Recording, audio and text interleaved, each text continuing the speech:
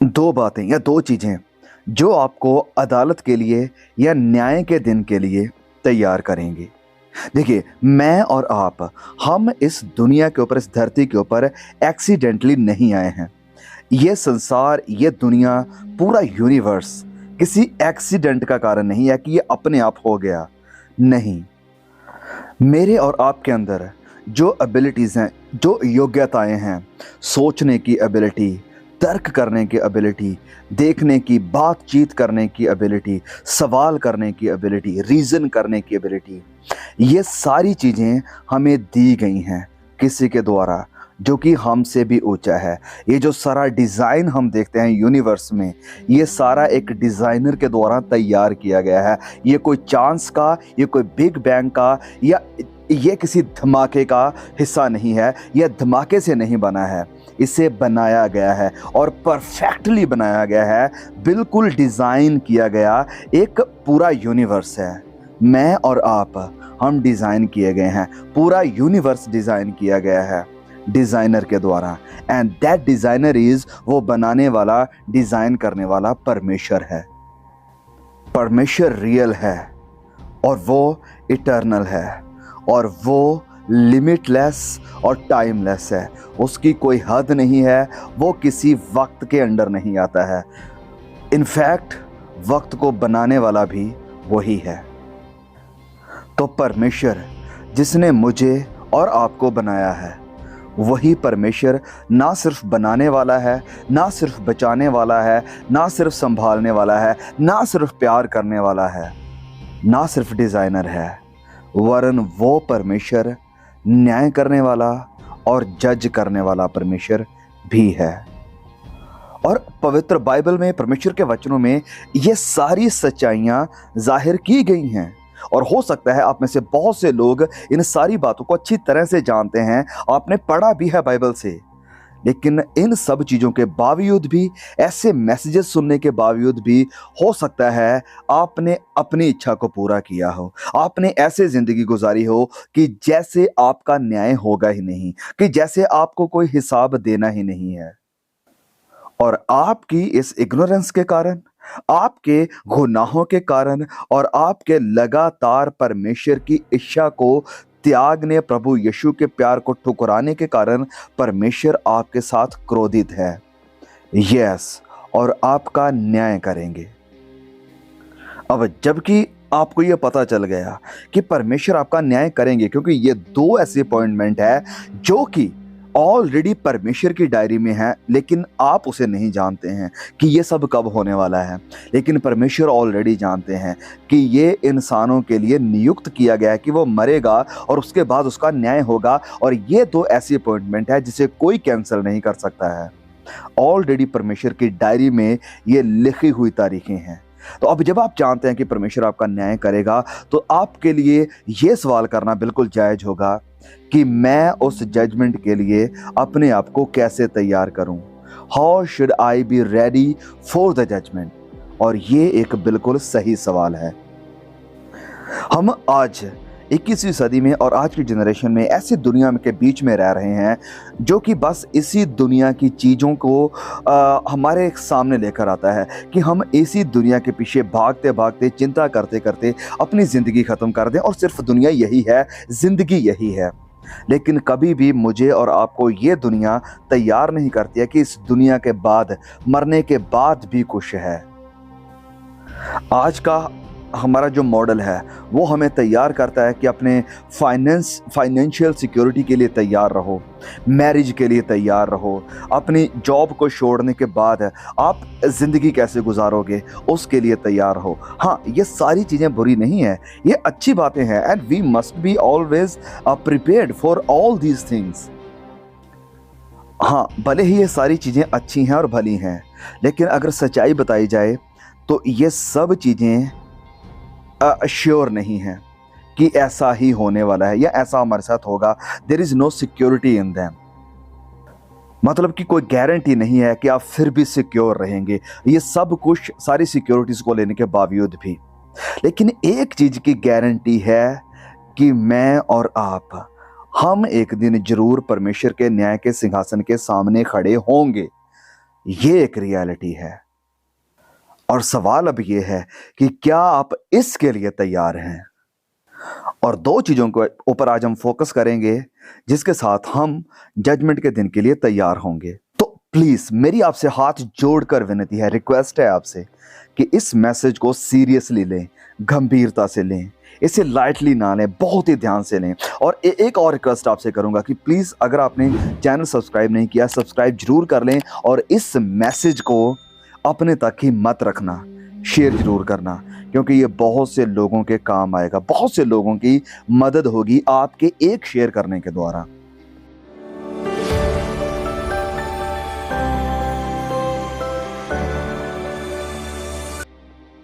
तो हमारी जिंदगी, ये जिंदगी जिसमें हम जी रहे हैं, ये कोई वीडियो गेम नहीं है जो कि आपने गड़बड़ी कर दी या अगर आप हार गए तो आप इसे दोबारा से रीस्टार्ट करके फिर से शुरू कर सकते हैं अच्छी तरह से गेम को जीतने के लिए। नहीं, आपके पास सिर्फ एक ही जिंदगी है, बस एक ही जिंदगी। और इसी जिंदगी में आपको किसी एक डेस्टिनेशन के लिए तैयार होना है और एक ही मैसेज है, एक ही गॉस्पेल है जिसे कि आज मतलब बहुत सारी अलग अलग चीज़ों के द्वारा दबा दिया गया है। मसीहत के बाहर बड़ी गुमराह कर देने वाली शिक्षाओं के साथ और मसीहत के अंदर झूठी शिक्षाओं के साथ, प्रोस्पेरिटी गॉस्पेल के साथ और भी ऐसी बड़ी शिक्षाओं के साथ सच्चे सुसमाचार को दबा दिया गया है। सुसमाचार को छोड़कर, सच्चे समाचार को छोड़कर झूठे समाचार का प्रचार ज़्यादा है। मैं चाहता हूं कि मेरा सब कुछ सही हो जाए, मैं चाहता हूं मेरे बच्चों का फ्यूचर सिक्योर हो जाए, मैं चाहता हूं कि मेरा घर, गाड़ी, बंगला बिल्कुल मुझे मिल जाए, मैं चाहता हूं कि मेरा बाहर का वीज़ा लग जाए, मैं चाहता हूं कि मैं एक सक्सेसफुल ज़िंदगी जी सकूं, मैं चाहता हूं कि मेरा बिजनेस ग्रो हो, मैं चाहता हूं कि मैं अमीर आदमी बन जाऊं, मैं चाहता हूं कि मैं एक अच्छी खुशहाल ज़िंदगी जी सकूं। ये वो मैसेजेस हैं आज चर्चेस के अंदर भी जिन्होंने सच्चे समाचार को साइड कर दिया है, किनारे कर दिया है। देखिए, अगर परमेश्वर ने ये चीज़ें आपको दी हैं, इट्स गुड, अच्छी बात है, इन्हें परमेश्वर की महिमा के लिए इस्तेमाल करें। लेकिन आप जानते हैं कि इन सब चीज़ों के बावजूद भी अगर आपके पास सच्चा सुसमाचार नहीं है तो आप नर्क में जा सकते हैं, हमेशा के विनाश में जा सकते हैं। एक प्रचारक जो आपको सच्चा सुसमाचार नहीं बताता है, वचनों की सारी सच्चाई नहीं बताता है, वो आपसे प्यार नहीं करता है, वो आपकी आत्मा के बारे में बिल्कुल भी केयर या परवाह नहीं करता है, वो आपसे नफरत करता है। देखिए, आज बहुत से मॉडर्न प्रचारक जो प्रोस्पेरिटी प्रचारक हैं, जो पापा हैं, आप ध्यान से सुनिए मेरी बात को। प्रॉब्लम उनमें ये नहीं है कि वो क्या प्रचार कर रहे हैं, प्रॉब्लम उनमें ये नहीं है कि वो क्या बातें कर रहे हैं, क्या प्रचार कर रहे हैं, प्रॉब्लम असल में उनमें ये है कि वो किस सच्चाई को इग्नोर कर रहे हैं। बस एक बार आप उन पापा का नाम टाइप करके ये टाइप करें कि क्रूस के ऊपर उनका मैसेज क्या है, जजमेंट के ऊपर उनका मैसेज क्या है, प्रभु यीशु मसीह की कुर्बानी के ऊपर उनका मैसेज क्या है, उनका रिपेंटेंस के ऊपर मैसेज क्या है, जस्टिफिकेशन के ऊपर उनका मैसेज क्या है, नर्क और स्वर्ग के ऊपर उनका मैसेज क्या है। इन पापाओं के मैसेज आपको इन टॉपिक्स के ऊपर नहीं मिलेंगे। सो प्रॉब्लम ये नहीं है कि वो क्या प्रचार कर रहे हैं, प्रॉब्लम ये है कि वो किस सच्चाई को किनारे कर रहे हैं, मार्जिनलाइज कर रहे हैं, हटा रहे हैं, किस सच्चाई को दबा रहे हैं। And that is the problem and that is the concern that we should have. अगर हम ऐसे प्रचारकों को सुनते हैं तो जैसे मैंने कहा कि झूठा प्रचारक जो सच्चाई को दबाता है, सच्चाई को मार्जिनलाइज करता है, किनारे करता है, वो आपकी आत्मा की परवाह नहीं करता है, वो आपसे नफरत करता है, आपसे प्यार नहीं करता है, वो प्यार करता है सिर्फ आपके पैसे से। एक झूठा प्रचारक, झूठा नबी परवाह करेगा कि आप उसके साथ जुड़े रहें, कि वो आपको खींचता रहे ताकि आप उसके पैसे का कारण बनते रहें। लेकिन एक सच्चा प्रचारक हमेशा इस बात के ऊपर जोर देगा कि आप उसके साथ नहीं, आप सिर्फ यीशु मसीह के साथ जुड़ें, कि आप अनंत जिंदगी के लिए तैयार रहें, कि आप परमेश्वर के स्वर्ग राज्य के लिए तैयार हो जाएं। उसकी परवाह यही होगी कि आपको संत यूहन्ना बपतिस्मा देने वाले के जैसे यही कहे कि वो है जगत का मेमना जिसके पीछे आपको चलना है। मेरे पीछे नहीं, मेरे या किसी प्रचारक या किसी प्रॉफिट, किसी पापा के पीछे ना चलो, सिर्फ मुझे और आपको चलना है प्रभु यीशु के पीछे। और सच्चा प्रचारक आपको अपने साथ नहीं जोड़ेगा, वो आपको मसीह यीशु के साथ जोड़ेगा।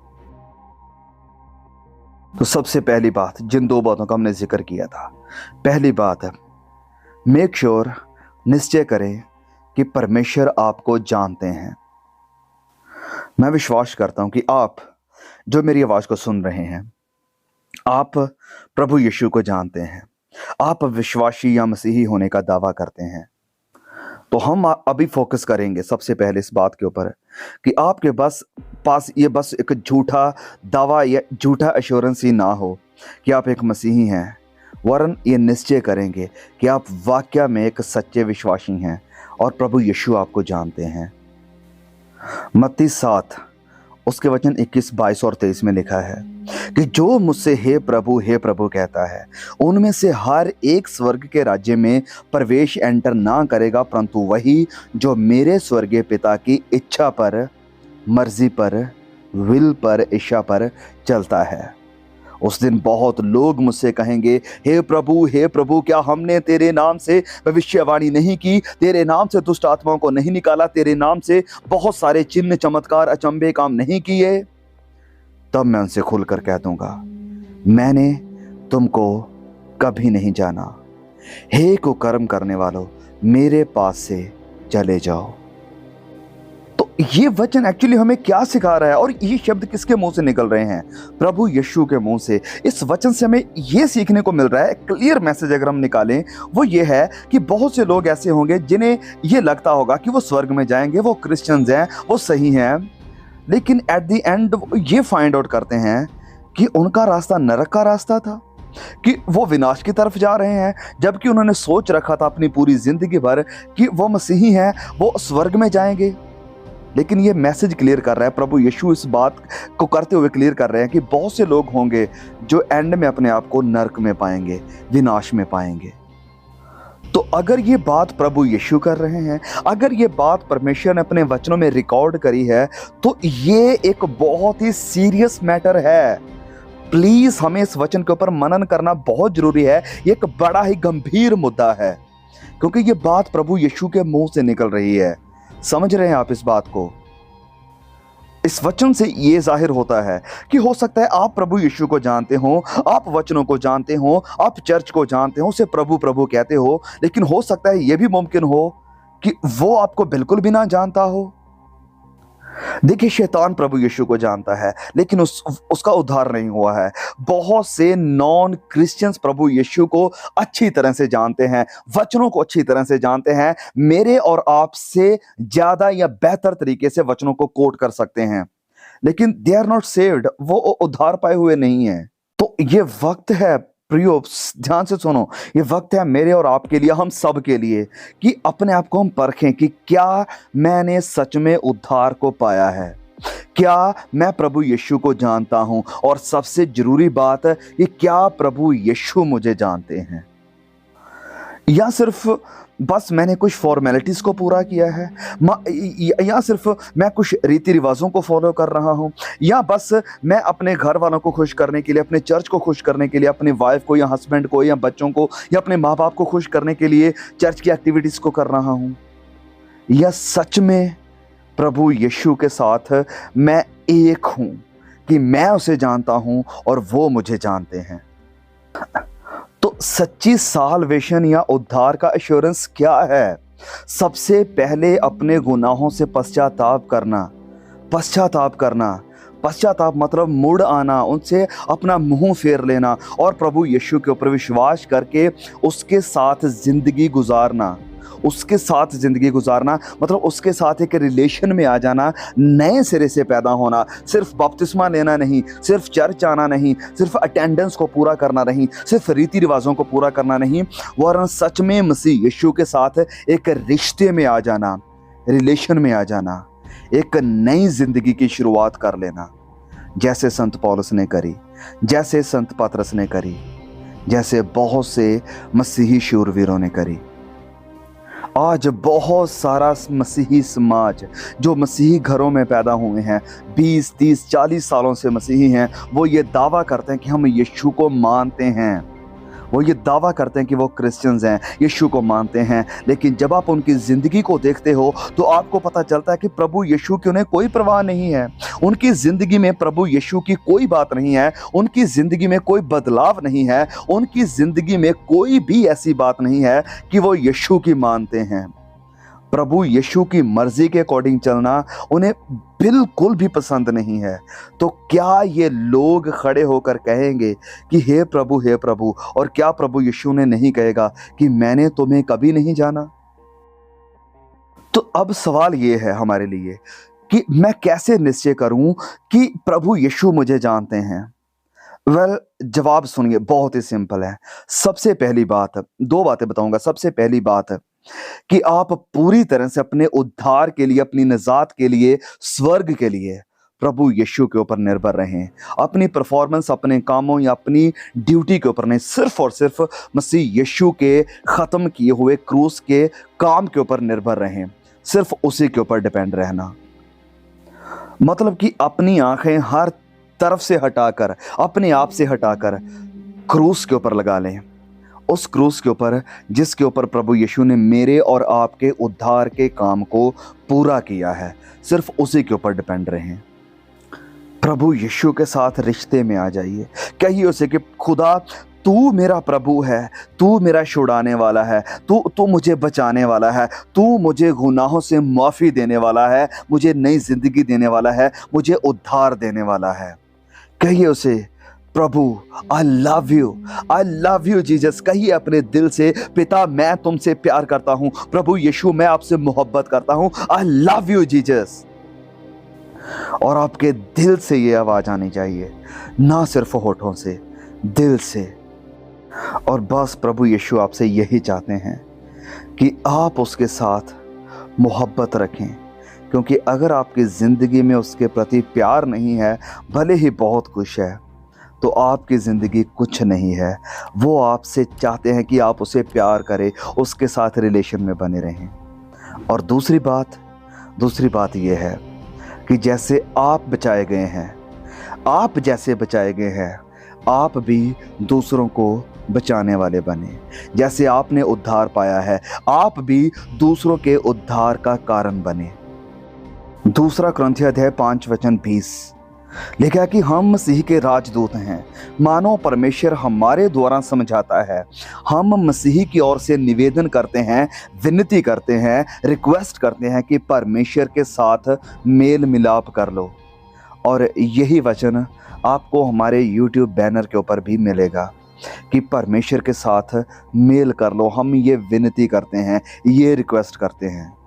हम सब, मैं, आप, जितनों ने उद्धार को पाया है, जितनों ने प्रभु यीशु को जाना है, हमारे ऊपर, हमारे अंदर एक बोझ है आत्माओं के लिए कि जैसे हम बचाए गए हैं वो भी बचाए जाएं, मेरे रिश्तेदार बचाए जाएं, मेरे भाई बहन बचाए जाएं, मेरे दोस्त बचाए जाएं। हमारी रिस्पॉन्सिबिलिटी है कि हम प्रभु यीशु मसीह के इस साल्वेशन के मैसेज को दूसरों तक पहुंचाएं। और परमेश्वर हमसे ये चाहते हैं कि हम ऐसा करें। परमेश्वर को ये मायने नहीं रखता है, ये मैटर नहीं करता है कि आप किस फील्ड में काम कर रहे हैं। Yes, you are not called as a pastor, but you are called as a राजदूत। एक एम्बेसडर होने के लिए आप बुलाए गए हैं कि आप प्रभु यीशु को प्रेजेंट करें। जहाँ कहीं भी आप जाएं, प्रभु यीशु की गवाही के साथ जाएं। आप एक डॉक्टर हो सकते हैं, एक सिपाही हो सकते हैं, आप कुछ भी हो सकते हैं, लेकिन आपके अंदर प्रभु यीशु है, आपके पास सुसमाचार है, आपके पास निजात का मैसेज है। उस निजात के मैसेज को हर जगह कैरी करें और लोगों को निजात का ये मैसेज ज़रूर बताएं। ये कहते हुए संत पौल की तरह कि हम आपसे निवेदन करते हैं कि परमेश्वर के साथ मेल मिलाप कर लो, क्योंकि उसी में ज़िंदगी है, वही रास्ता है, वही सच्चाई है। संत पौलुस कहते हैं 1 कुरिन्थियों अध्याय 9 और उसके वचन 16 में कि यदि मैं सुसमाचार सुनाऊं, यदि मैं सुसमाचार का प्रचार करूं, तो मेरा कुछ घमंड नहीं है। मेरा कुछ घमंड नहीं, क्योंकि ये तो मेरे लिए अवश्य है। यानी प्रचार करना, सुसमाचार सुनाना मेरे लिए जरूरी है। क्रूस का मैसेज लोगों तक पहुंचाना मेरे लिए अवश्य है। और यदि मैं सुसमाचार ना सुनाऊं तो मुझ पर हाय। अगर मैं सुसमाचार को ठुकरा दूं, अगर मैं सुसमाचार सिर्फ अपने तक ही रखूं, अगर मैं सुसमाचार छोड़कर कोई और प्रचार करूं तो मुझ पर हाय, यदि मैं सुसमाचार ना सुनाऊं। तो पौलुस की जिंदगी से और उसके इन वचनों से हम इस एक बात को क्लियरली समझ सकते हैं कि पौलुस के अंदर एक बोझ था, एक कंसर्न थी उन लोगों को लेकर जिन्होंने उद्धार नहीं पाया था, जो गुनाह में जिंदगी जी रहे थे। क्या आपके अंदर भी ऐसा बोझ है या कंसर्न है उन लोगों के प्रति जो परमेश्वर से दूर हैं, जो गुनाह में जिंदगी जी रहे हैं, जो विनाश के रास्ते के ऊपर जा रहे हैं? और ये जो आपके अंदर बोझ है गुनहगारों के लिए, क्या इसने आपको मजबूर किया है कि आप उन तक सुसमाचार लेकर जाएं, कि आप अपने वर्क प्लेस से जहां कहीं भी आप काम करते हैं वहां पर प्रभु यीशु का प्रचार करें? कब वो आखिरी वक्त था जब आपने अपने किसी दोस्त के या किसी रिश्तेदार के लिए या किसी भी के लिए दुआ करी हो जो कि आपको पता है कि परमेश्वर से दूर है, कि उसके ऊपर परमेश्वर के वचनों की सच्चाई प्रकट हो, कि उसके ऊपर प्रभु यीशु की रोशनी जाहिर हो? सुसमाचार का प्रचार ये एक ऐसी रिस्पॉन्सिबिलिटी है जो हर उस विश्वासी के ऊपर है जिसने उद्धार को पाया है। लेकिन अफसोस की बात है कि बहुत से लोगों ने ये रिस्पॉन्सिबिलिटी सिर्फ छोड़ दी है पास्टर्स के ऊपर, सेवकों के ऊपर, प्रचारकों के ऊपर, कि ये सिर्फ उनका काम है। लेकिन नहीं, ये आज्ञा, ये ग्रेट कमीशन प्रभु यीशु ने सब के लिए दिया है जितनों ने उसके ऊपर विश्वास किया और उद्धार को पाया है। और अगर आपकी ज़िंदगी में ये दो चीज़ें हैं, सो ब्लेस गॉड, आई प्रे कि आप लोग इस बात को लेकर श्योर हो सकते हैं कि आप सदा की ज़िंदगी प्रभु यीशु के साथ बिताएंगे। May God bless you. Please मैं आपसे फिर रिक्वेस्ट करूंगा कि इस मैसेज को शेयर ज़रूर कीजिए बहुत से जवानों के साथ, मसीहों के साथ, चर्च जाने वालों के साथ। सी यू अगेन। आमीन।